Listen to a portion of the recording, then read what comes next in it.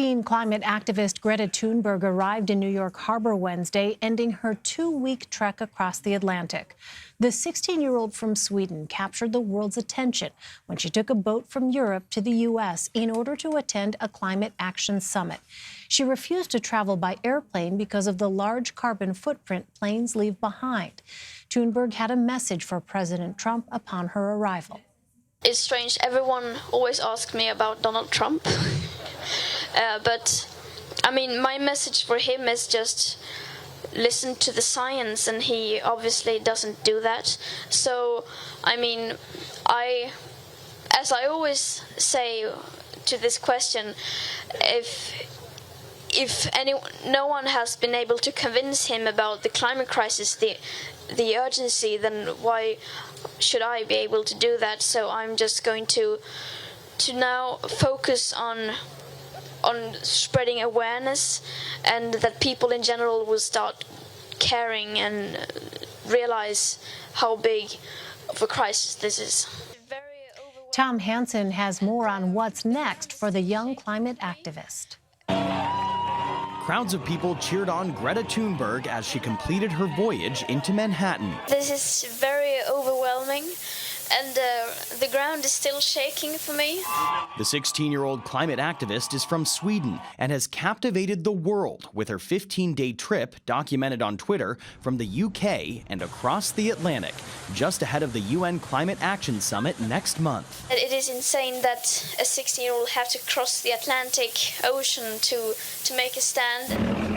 Along with a 4-man crew, including her father, she traveled across the pond on a zero-emissions sailboat equipped with solar panels and hydro generators. She chose not to fly because of the carbon footprint. It just goes to show that one person can literally change the world. The journey was delayed at one point because of rough seas, but the turbulent waves didn't stop Thunberg from spreading the message to her 1.1 million Twitter followers. It's very rough and very high waves, and yeah.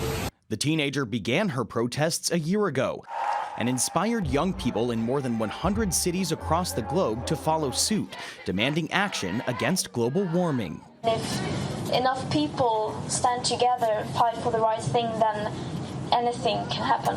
She hopes to continue that ripple effect leading up to the September 23rd Climate Summit at the United Nations. Tom Hansen, CBS News, New York. Research from the American Psychological Association shows climate change can have significant psychological consequences. 2 women have created a 10-step program to help people cope with this fallout. Over 250 people have participated in the Good Grief Network since it was established in 2016. The program has reached people in Canada, Australia, Europe, and all across the U.S. Let's bring in Aimee Reau and Laura Schmidt. They are the founders of the Good Grief Network and join me now. Thank you both for being with us. Can you tell us about the kind of people who are participating in your program? What groups of people are concerned about the impacts of climate change, Aimee? Absolutely. Thank you, Elaine. Thank you for having us tonight. We're seeing a variety of folks come through our program. It started as a program for activists, and it has evolved into parents, grandparents, just anyone who's paying attention and feeling the grief of what our world looks like right now. Tell us, Laura, more about the program. How does it work? Yeah, that's a great question. So the program is set to do 10 steps in community. We do 1 step at a time. And the first set of the steps really make us turn inward. Who are we? What sort of baggage or trauma are we carrying with us? And in addition to that, how do we turn that force outwardly or externally so that we can make a change in the world instead of burning out and folding into the despair that many of us feel? Well, what prompted you to actually establish the Good Grief Network? How did you know there was a need for this kind of therapy, Aimee? I'd love to pass that to Laura because it really belongs to her in the early days. Yeah, so thank you, Aimee. I have been an environmental studies major and studying these types of things since 2009. I read the IPCC starting in 2009 and saw the writing on the wall and that no government was taking it seriously enough, and that caused me a lot of eco-grief and climate anxiety. And so what we did was we designed a program that can help other people move from that place of despair and disempowerment to building community and really feeling the weight of the world, but in a good way, in an empowering way that allows us to make change once we come together and see that we're not the only ones feeling this deep despair. Your program includes 10 steps to cope with this emotional fallout. How did you come up with each step?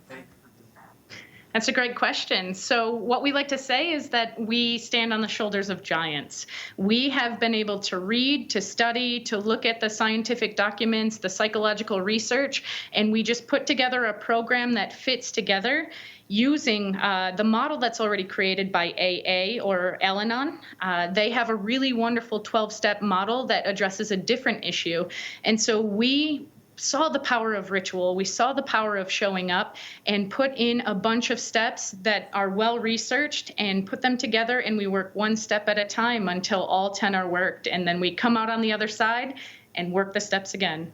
You know, as you know, this is a time when not everyone agrees on this issue of climate change and its existence.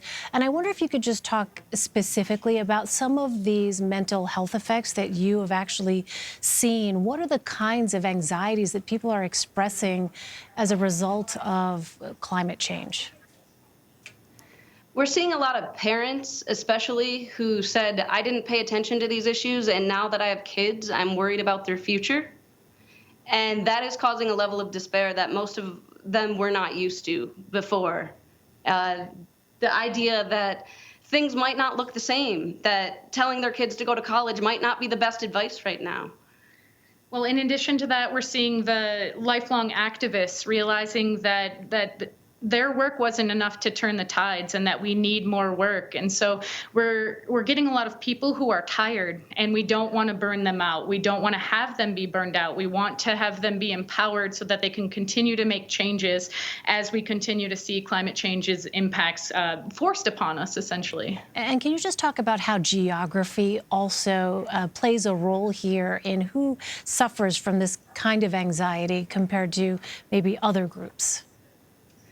Yeah, so this is a huge question. And right now what we're seeing is not everybody who has been impacted by climate change has the resources they need to protect their mental health. And so what we're trying to do is tell you that this program can be brought to your community. So whether or not you have been personally impacted by climate change, or you just see the writing on the wall and you've read the reports and you have what some people are calling pre-traumatic stress disorder, this is impacting us all. Geography doesn't matter. What does matter is the impacts that are going to impact us will be ongoing. We are not going to see this stop. Climate change is here. It's happening. It's impacting our lives, and we have to build the personal resilience to be empowered and make changes and then steady ourselves for the future. Aimee Reau and Laura Schmidt, thank you both for your time. Yeah, thank you. Thank you, Elaine. Pleasure.